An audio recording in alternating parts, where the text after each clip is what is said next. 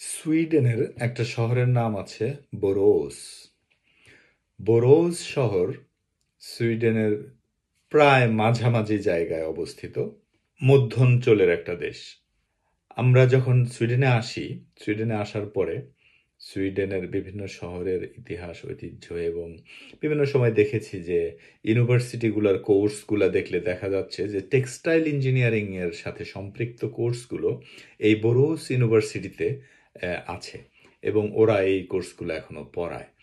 তো এখনো পড়ায় এর মানে হলো যে বোরোস এই যে অঞ্চলে সুইডেনের টেক্সটাইল ইন্ডাস্ট্রি ছিল আজ থেকে 70, 80, 90 বছর আগে বা 50 বছর আগে। তো তখন তারা এখানে সারা সুইডেনের টেক্সটাইল ফ্যাক্টরিগুলো এই এলাকায় ছিল এবং কোনো এক সময় তারা এই ইন্ডাস্ট্রির পলিউশন এবং এটার থেকে যেই লেবার কস্ট খুব বেশি, বিশ্ববাজারে এর কম্পিটিশনে টিকতে না পেরে এরা কিন্তু এই ইন্ডাস্ট্রিগুলো ক্লোজ করে দেয় এবং এখন তারা বাইরে থেকে কিনে, ইনফ্যাক্ট বাংলাদেশ থেকেই তারা কাপড় চোপড় বানায় নিয়ে আসে বা কিনে নিয়ে আসে। তো এটা কেন? কারণ আমরা কিন্তু একটা জিনিস আমরা আমরা কিন্তু জাস্ট শুনি। বেসিক্যালি বাংলাদেশের গার্মেন্টস ইন্ডাস্ট্রি এটা একটা থিওরিতে সবাই লেখে, এটা একটা থিওরিটিক্যাল একটা ডেভেলপমেন্ট। আমরা মনে করি যে আমরা বই পুস্তকে পড়ি, পত্রিকায় দেখি এবং huge massive industry, massive set up, এগুলো দেখে আমরা মনে করি যে অনেক লোক কাজ করতেছে, অনেক লোকের কর্মসংস্থান হচ্ছে এবং অনেক টাকা পয়সা বিদেশ থেকে আসতেছে, এক্সপোর্ট হচ্ছে। আমরা কিন্তু মনে করি যে দেশের অনেক উন্নতি হচ্ছে এবং কিন্তু প্রবলেম হলো আসলে বাংলাদেশের কোনো নাগরিক আমরা কিন্তু এই এটার স্ট্যাটিস্টিক্স, ফাইন্যান্সিয়াল যে স্ট্যাটিস্টিক্স এবং ফাইন্যান্সিয়াল যে রিপোর্ট, আসলে এটার পিছনে শুরু থেকে শেষ পর্যন্ত যদি আমরা এটার ক্যালকুলেশনটা করি, কোয়ালিটেটিভ এবং কোয়ান্টিটেটিভ, তাহলে এটা কিন্তু আমি আমার বাস্তব অভিজ্ঞতা থেকে বুঝি যে এটা কিন্তু আসলে লাভজনক না। এটা লাভজনক না, কারণ হলো দেখেন, আমাদের কিন্তু বোঝা উচিত যে উন্নত দেশ কেন তারা ইন্ডাস্ট্রি বন্ধ করে বাইরে থেকে কিনে আনতেছে। এটা কিন্তু আমাদের বোঝা উচিত। নিশ্চয়ই এটা লাভজনক না, এবং লাভজনক না হলেও এটা কিন্তু পরিবেশের জন্য, মানব হেলথের জন্য অনেক ক্ষতিকর। এটা একটা বড় ইম্পর্টেন্ট ইস্যু। আমার সুযোগ হয়েছিল এবার বাংলাদেশে কিছু গার্মেন্টস ফ্যাক্টরির মধ্যে বা টেক্সটাইল যারা এই কিছু মেশিন নিয়ে কাপড় চোপড় কাটাকাটি করে এবং সেলাই করে। তো আমি দেখেছি এটার পরিবেশ। আপনি চিন্তা করেন যে একটা বড় একটা রুমের মধ্যে ভালো ভেন্টিলেশন নাই, যতই ভেন্টিলেশন থাকুক, আপনার আমি একটা ছবি দিব, আপনারা ছবিতে দেখতে পারবেন যে কাপড় চোপড় থেকে কি পরিমাণ ডাস্ট আপনার এই তৈরি হয়। তো সারা রুমটা এরকম বালুর মতো, ধোঁয়ার মতো ডাস্ট, কাপড়ের ডাস্ট, ময়লা এবং ধুলাবালি। সবাই কিন্তু পরে না, মাস্ক ব্যবহার করে না। এবং এই ডাস্টগুলো প্রত্যেকটা ফ্যাক্টরিতে কিন্তু ভালো অ্যাডজাস্ট ফ্যান নাই যে ডাস্টগুলো বের করে দেওয়ার। আর আরেকটা বড় প্রবলেম হলো, সবাই কিন্তু যার যার মতো যে যেখান থেকে পারে ডাস্টগুলোকে বের করে দিচ্ছে। ম্যাক্সিমাম জায়গায় এই ডাস্টগুলো ওয়ালের সাইড দিয়ে বের করছে, তাতে ওয়ালের ওই পাশের থেকে মানুষের মধ্যে কিন্তু এই ডাস্টগুলো ঠিক আমাদের এই পরিবেশেই আবার এই স্প্রে আউট করতেছে। তো যখন এই পরিবেশের মধ্যে এগুলো বের করে দিচ্ছে, ইনফ্যাক্ট এটা কিন্তু কোনো লাভ হচ্ছে না।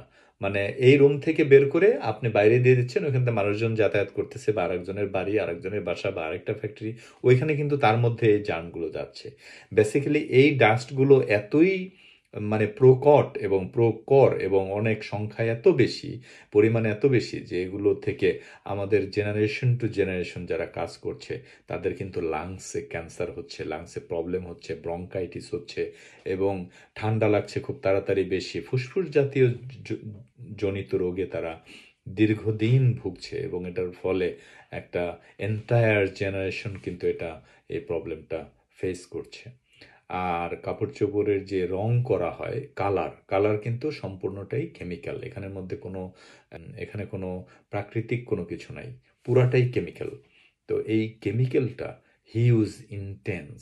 তো এই কেমিক্যালগুলো আমাদের নদী নালা, আমাদের মাটি, আমাদের পরিবেশ, মানে থাউজেন্ডস টাইমস এগুলা আমাদের ডিস্ট্রয় করতেছে, ধ্বংস করতেছে। এটা গেল এনভায়রনমেন্ট, পাবলিক হেলথ, এগুলোর বিষয়। এখন যদি আমরা বিজনেস পার্সপেক্টিভে এটা চিন্তা করি, তাহলে আপনি দেখেন গার্মেন্টস ইন্ডাস্ট্রি দিয়ে আসলে টাকাওয়ালা কারা হচ্ছে, বড়লোক কারা হচ্ছে, ভালো লাইফ কারা লিড করতেছে? আপনাকে মনে করেন যে একজন গার্মেন্টসের কর্মী সে ভালো লাইফ লিড করতেছে? সে 10,000 টাকা থেকে শুরু করে বেতন পাচ্ছে, যেখানে একজন কৃষক, একজন রিক্সাওয়ালাও মাসে 20,000 টাকা, 30,000 টাকা কামায়। কিন্তু সে একজন গার্মেন্টসের কর্মী, সে 8 ঘন্টা 10 ঘন্টা কাজ করে তারপর এই হিউজ পরিমাণ এই পলিউশন এবং এই ধুলাবালি এবং এই ডাস্ট এগুলো ভিতরে ফুসফুসের মধ্যে নিয়ে তারপরে কাজ করতেছে। তারপরে 10, 12, 15, 20,000 টাকা হয়, হয়তো 4-5 বছর কাজ করলে কেউ হয়তো 20,000 টাকা পায়। তো 20,000 টাকা আজকালকার বাজারে কি আপনারা ভালো করেই জানেন। তো এখানে দেখেন যে একটা গার্মেন্টস ফ্যাক্টরির মধ্যে কারা কাদের মনে করেন দামি গাড়ি আছে, তারপর একটা না 5টা গাড়ি আছে, কাদের মনে করেন দেশ বিদেশে বাড়ি আছে, কারা মনে করেন যে প্রতিনিয়ত দেশ বিদেশে ঘুরে, কারা? গার্মেন্টসের মালিকরা। গার্মেন্টসের কর্মচারীরা কখনোই এটা করতে পারে না, সেই সৌভাগ্য হয় না। তো কিছু 1-2 জন কর্মচারী আছে যারা একটু বড় পজিশনে করে, মার্চেন্টাইজের সাথে জড়িত বা অ্যাকাউন্টসের সাথে হয়তো জড়িত থাকতে পারে, তারা একটু ভালো বেতন টেতন পায়, কিন্তু সেটার সংখ্যা কিন্তু 1%, 1%-এর কম হইতে পারে। তো আরেকটা বিষয় হলো যে এই যারা ওনার, তার মানে আমাদের যদি 1,000 গার্মেন্টস ফ্যাক্টরি থাকে এবং এক 1,000 আর 50,000 কর্মী থাকে, তাহলে কিন্তু 1,000 লোকের মানে তারা মাল্টি মিলিয়নার, আর এই 50,000 লোক কিন্তু দিনমজুর। তো গার্মেন্টস ফ্যাক্টরি থেকে আপনার ডেভেলপমেন্টটা হচ্ছেটা কি? আমরা আমরা যে একটা সোয়েটার আমরা যদি $10 সেল করি, এটা সুতা থেকে বানানোর থেকে শুরু করে, কালার থেকে শুরু করে, সেলানো থেকে শুরু করে, এই যে সোয়েটারটা আমি পরে আছি, এটা আমরা $10 সেল করলাম। সেল করার পরে আমাদের বাইরে থেকে টাকা আসলো $10। কিন্তু এটার পিছনে খরচটা, এটার পিছনে আমরা র মেটেরিয়ালগুলো কিনেছি, আমরা তুলাটা, এটার বা কাপড়টা ইম্পোর্ট করতেছি, সেখানে খরচ আছে। আমরা কালারটা ইম্পোর্ট করতেছি, সেখানে খরচ আছে। আমরা মেশিনগুলো কিনছি হিউজ এক্সপেন্সিভ দিয়ে, সেখানে এক্সপেন্সিভ মেশিনস, যেটা বাংলাদেশে কোনো দিন তৈরি হবে না। তো এগুলোর খরচ আছে। তারপর হিউজ সেট আপের খরচ আছে। তারপর যেগুলো দেশি খরচ, এই আপনার প্রোডাকশন কস্ট, যেগুলো আপনার এমপ্লয়ি কস্ট, তারপরে অন্যান্য ইলেকট্রিসিটি কস্ট, তারপর অন্যান্য সাপ্লাইয়ের যে কস্টগুলো, এগুলো ঠিক আছে দেশি খরচ, এগুলো দেশের মধ্যেই থাকছে। কিন্তু আপনি দেখেন যেগুলো বিদেশি খরচ, এগুলো তো এখান থেকে $10 থেকে মাইনাস হচ্ছে। তার মানে এগুলো আমরা কিন্তু আমাদের ইনকাম না, আমাদের মধ্যে কোনো এফেক্ট করছে না আমাদের ইকোনমিতে। এই $10 হয়তো কতটুক আপনি লাভ করতেছেন? $2, খুব বেশি হইলে। তো এই 10-এ $2, তার মানে আপনার 20% প্রফিট, গ্রস প্রফিট।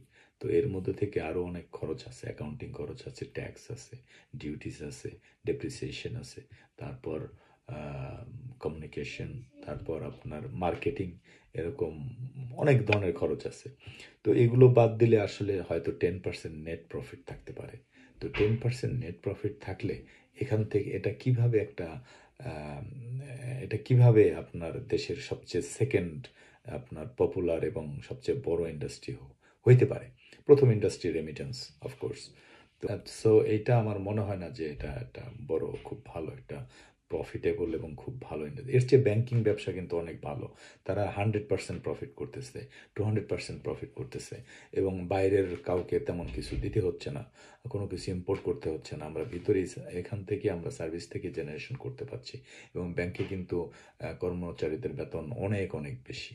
তো আপনারা ফাইন্যান্সিয়াল ইনস্টিটিউশনস, ফাইন্যান্সিয়াল সার্ভিসেস দেশ বিদেশে, এগুলো কিন্তু আমরা ডেভেলপ করতে পারি গার্মেন্টস না করে।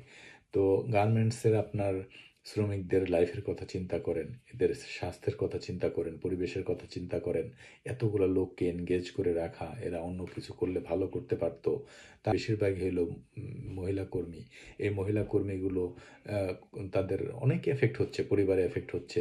হয়তো কি অল্প কিছু টাকা, মানে জাস্ট থাকা খাওয়া আর কি, নুন আনতে পান্তা ফুরায় যে অবস্থাটা, দৈনন্দিন যে ডাল ভাতের ব্যবস্থা, সেটা হয়তো সে তার ফ্যামিলিকে করতে পারছে, কিন্তু সে কিন্তু অন্য কিছু করে করতে পারত।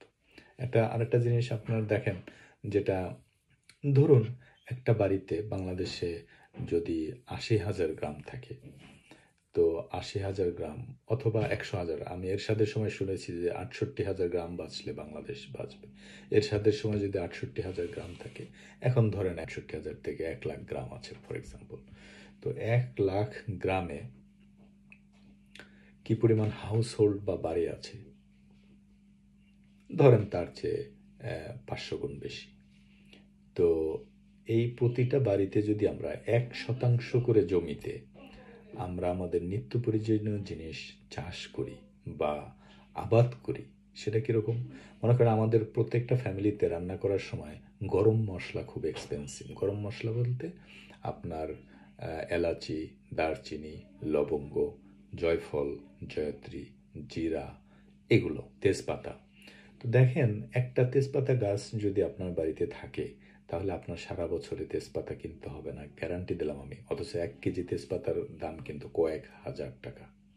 আপনার এলাচির জন্য কয়েকটা গাছ যথেষ্ট, লবঙ্গের জন্য একটা গাছ যথেষ্ট। এমন কোনো বাংলাদেশে বাড়ি নাই, আমি গ্যারান্টি দিয়ে দিলাম, যে যেখানে এই 10টা গাছ লাগানোর ব্যবস্থা নাই।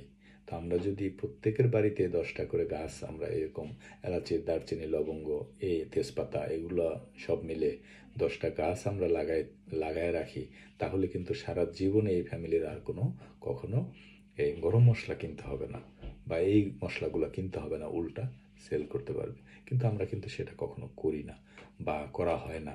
তো আমি জানি না সবাই বাংলাদেশে এরকম প্ল্যান করে কোনো যারা আসলে এটা সমাজের যারা নেতা আছে, বা সমাজের যারা লিডার আছে, বা সমাজের সম্মুখভাবে যারা মোটিভেশন সমাজকে করে, বা সোসাইটিকে বা দেশকে, তাদের এটা উচিত, এটা এভাবে উদ্যোগ নিয়ে তারপরে কাজ করা। তো এখন এই বিষয়গুলো আমাদের আসলে খুব চিন্তা করা উচিত, এগুলোকে কাজে পরিণত করা উচিত। তাহলে ইনশাল্লাহ আমরা হয়তো কোনো না কোনো ফল পাবো আর কি।